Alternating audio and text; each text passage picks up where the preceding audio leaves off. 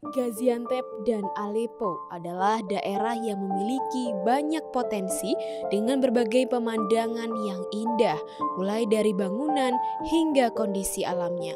Namun, siapa sangka kedua wilayah tersebut terletak pada daerah yang rentan terjadi gempa. Turki bagian selatan kembali porak-poranda. Tercatat 6 orang tewas saat gempa susulan akibat Gempa bumi dahsyat yang berkekuatan magnitudo 7,8 menerjang wilayah selatan Turki serta wilayah utara Suriah pada Senin 6 Februari 2023 lalu. Survei Geologi Amerika atau USGS memperkirakan terdapat 10.000 jiwa korban tewas akibat gempa Turki Suriah tersebut. Lantas, apa yang menyebabkan terjadinya gempa bumi yang dahsyat ini? Berikut penjelasannya. Di Turki itu banyak sekali patahan atau sesar yang diakibatkan oleh adanya lempeng dari Arab, kemudian ada lempeng Eurasia, dan itu membentuk ada lempengan yang namanya Anatolia dan lain sebagainya. Nah, mereka saling bertumbukan. Saat bertumbukan itulah menghasilkan suatu energi yang dilepaskan, yang itu menimbulkan gempa yang kemarin itu. Jadi kalau saya gambarkan secara sederhana, jadi ini ada lempeng Arab, ini mendorong lempeng Turki. Jadi dia mendorong demikian. Nah, pada saat ini lepas, ini terjadi gempa itu. Nah, ini yang terjadi di Turki tadi. Nah, ini pergeseran ini menimbulkan gempa 7,8. Dan itu karena dangkal tadi, nah ini mestinya sangat merusak seperti itu. Badan Meteorologi, Klimatologi, dan Geofisika Republik Indonesia menyebutkan bahwa fenomena tektonik iscap menjadi penyebab gempa Turki dan Suriah.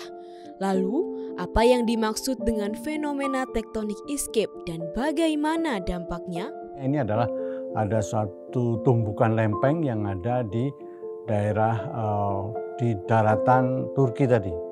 Karena ini bergeraknya 16 mili per tahun dan bergerak terus, maka di sini akan menimbulkan suatu pergeseran tadi. Pergeseran tadi akan menimbulkan gempa tadi. Dan itu sering pergeseran dan melepaskan energinya tadi dikenal dengan tektonik escape. Jumlah korban tewas terus bertambah. Terlihat dari bangunan yang serentak roboh dikarenakan dahsyatnya guncangan gempa. Dari fenomena tersebut, apakah dapat dipastikan bahwa kualitas bangunan memiliki pengaruh yang signifikan terhadap masifnya kerusakan yang ditimbulkan gempa bumi ini?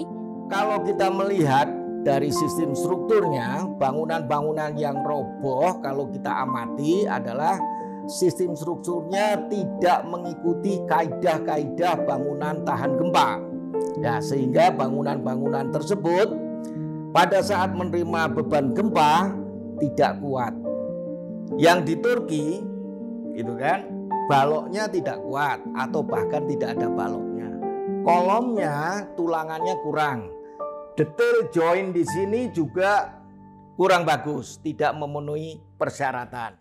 Kemudian ada beberapa bangunan di Turki di mana lantai dasarnya adalah soft story, artinya kekakuannya lebih lemah daripada bangunan yang di atasnya.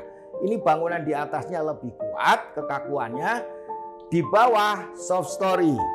Sehingga pada saat terjadi gempa, yang terkena duluan adalah yang kolom dan struktur di bawah, sehingga yang atas tetap utuh tetapi menimpa bangunan di bawahnya.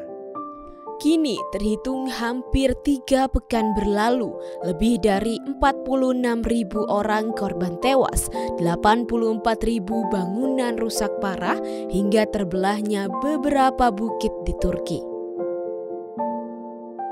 Turki dan Suriah sedang berduka. Semoga para korban yang selamat diberi kekuatan, ketabahan, dan keikhlasan.